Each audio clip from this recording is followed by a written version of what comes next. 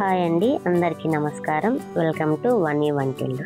ఈరోజు వీడియోలో క్యారెట్ హల్వాని ఎలా చేసుకోవాలో చూపించబోతున్నానండి. చాలా క్విక్గా, టేస్టీగా, సింపుల్గా ఇంట్లో ఉండే తక్కువ ఇంగ్రీడియంట్స్తో తయారు చేసుకోవచ్చు. పిల్లలు కూడా చాలా ఇష్టంగా తినేస్తారు. ఇంకా లేట్ చేయకుండా వీడియోలోకి వెళ్ళిపోదాం.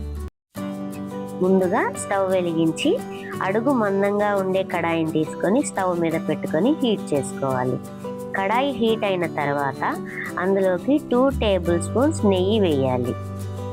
నెయ్యి హీట్ అయిన తర్వాత ముందుగా తరిగి పెట్టుకున్న బాదం, జీడిపప్పు 1/2 కప్పు వేసుకోవాలండి. నేను 2 కలిపి 1/2 కప్పు తీసుకున్నాను. మీకు నచ్చినట్లు మీరు ఇంకాస్త ఎక్కువ కూడా వేసుకోవచ్చు.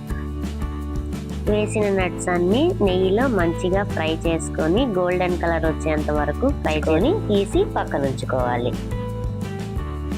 తిరిగి అదే కడాయిలో మరో 2 టేబుల్ స్పూన్ల నెయ్యి యాడ్ చేసుకొని హీట్ అయిన తర్వాత ముందుగా తరిగి పక్కన పెట్టుకున్న క్యారెట్ని వేసి మంటని మీడియం ఫ్లేమ్లో అడ్జస్ట్ చేసుకొని పచ్చి వాసన పోయేంత వరకు ఫ్రై చేసుకోవాలి.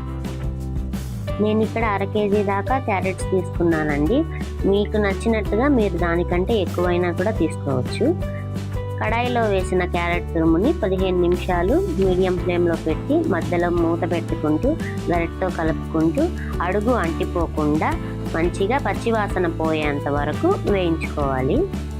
ఉడికిన క్యారెట్ మిశ్రమంలో 1 గ్లాస్ పాలు వేసుకోవాలి.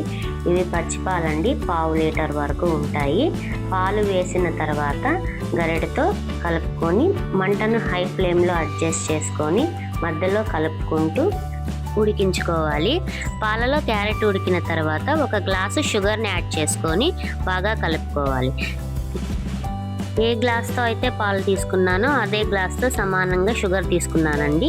నేను తీసుకున్న క్యారెట్ క్వాంటిటీకి 1 గ్లాస్ షుగర్ అయితే కరెక్ట్గా సరిపోతుంది. మీకు స్వీట్నెస్ ఇంకా కావాలి అనుకుంటే 2 టేబుల్ స్పూన్లు ఎక్స్ట్రా కూడా యాడ్ చేసుకోవచ్చు. 10 నిమిషాల తర్వాత వీడియో క్లిప్లో చూపిస్తున్న విధంగా కన్సిస్టెన్సీ బాగా దగ్గరగా అవుతుందండి.